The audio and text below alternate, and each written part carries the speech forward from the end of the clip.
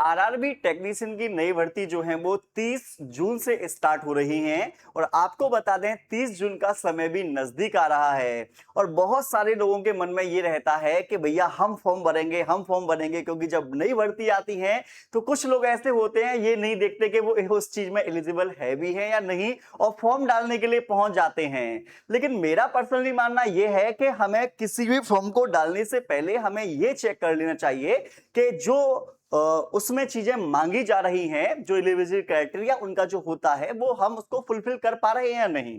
ठीक है, तो आपको बता दें यहां पर आप लोग देख पा रहे होंगे 6565 भर्ती जो है वो आरआरबी टेक्नीशियन की ग्रेड फर्स्ट ग्रेड थर्ड की जो है वो आ रही है।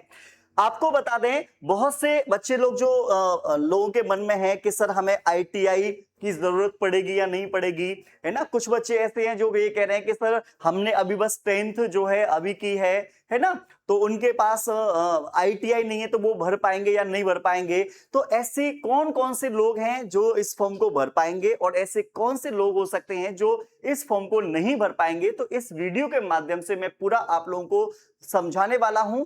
ध्यान से समझना, क्योंकि अगर छोटी सी भी अगर आप लोगों ने वीडियो को स्किप किया तो मामला बहुत गड़बड़ हो जाएगा, चीजें जो कि इंपोर्टेंट है वो आपकी समझ से बाहर चली जाएंगी। तो आइए सबसे पहले मैं बात कर लेता हूं कि अगर कोई ग्रेड फर्स्ट के लिए आरआरबी टेक्नीशियन ग्रेड फर्स्ट के लिए फॉर्म को डालता है तो उसके लिए किस किस चीज की रिक्वायरमेंट रहेगी। तो देखो इनमें से कोई एक हो, मतलब मैंने 3 ऑप्शन यहां पर दे रखे हैं, इन 3 ऑप्शन में से कोई एक भी होगा तो आप फॉर्म भर देना बेझिझक, कोई टेंशन वाली बात नहीं है। लेकिन आपने देखा कि इन तीनों को देख लिया और तीनों को देखने के बाद आपको पता चला कि भैया हमारे पास तो इन तीनों में से कोई भी चीज नहीं है, तो फिर आप फॉर्म मत भरो। ठीक है ना। देखिए सबसे पहले देखें फिजिक्स, है ना, फिजिक्स बहुत की, इलेक्ट्रॉनिक्स का, कंप्यूटर साइंस, आईटी से रिलेटेड अगर आपके पास कोई भी चीज है तो आप लोग उसे आराम से पढ़ सकते हैं। संबंधित स्ट्रीम से 3 साल का अगर आप लोगों ने कोई भी डिप्लोमा कर रखा है तो भी कोई टेंशन वाली बात नहीं है, तो भी इस फॉर्म को आप आराम से भर सकते हैं। ठीक है ना। यहां पर साफ साफ लिखा हुआ है 3 साल का डिप्लोमा, कोई 1 साल का डिप्लोमा करने के बाद में मत भर देना। ठीक है, साफ साफ मेंशन भी किया गया है।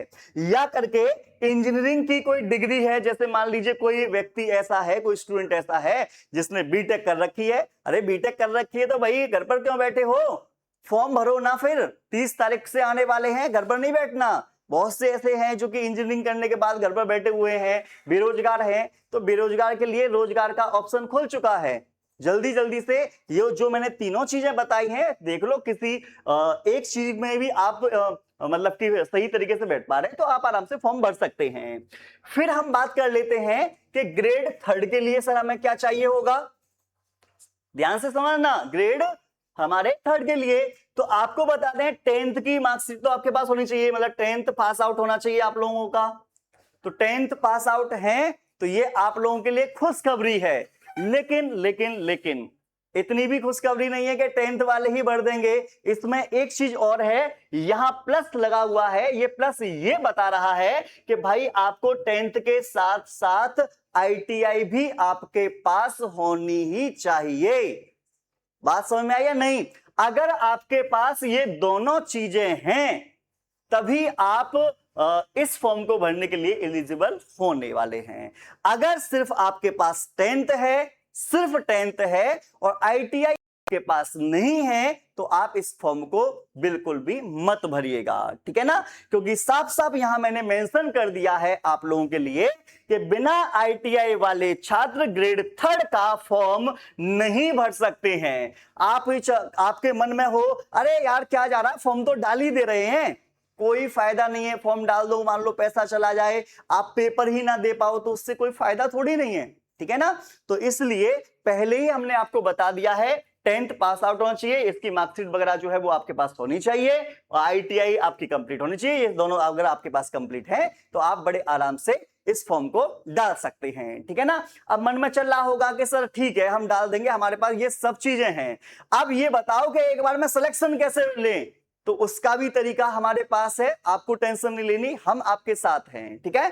तो आपको बता दें आरआरबी टेक्नीशियन के लिए एक विजयी भाव बैच जो है हमारा आ चुका है, जहां पर आपको आरआरबी टेक्नीशियन की पूरी तैयारी जो है वो कराई जाएगी। हमारी लाइव क्लासेस, डाउट क्लासेस, है ना, उसके साथ साथ में मॉक टेस्ट, उसके साथ में क्लास नोट्स की पीडीएफ, ये सारे के सारे फीचर्स जो हैं आप लोगों को मिलेंगे सिर्फ और सिर्फ 99 रुपीस के अंदर। तो अगर आप लोग चाहते हैं इस बार ही सिलेक्शन को लेना, तो आपको क्या काम करना होगा, एग्जाम विधि ऐप को प्ले स्टोर से डाउनलोड कर लेना और आपको विजय बैच को लेकर अपनी पढ़ाई को स्टार्ट कर देना है और बेहतरीन तरीके से अपनी तैयारी को बूस्ट कर देना है। तो आपको क्या काम करना है, अभी के अभी, ऐसा नहीं है कि भैया फॉर्म आएगा फिर फॉर्म भरेंगे, है ना, उसके बाद में एग्जाम रिजल्ट आएगी तब जाके तैयारी करेंगे। जो सिलेक्शन लेने वाले बच्चे होते हैं वो पढ़ाई शुरुआत से ही, पहले से ही करना शुरू कर देते हैं, ठीक है ना।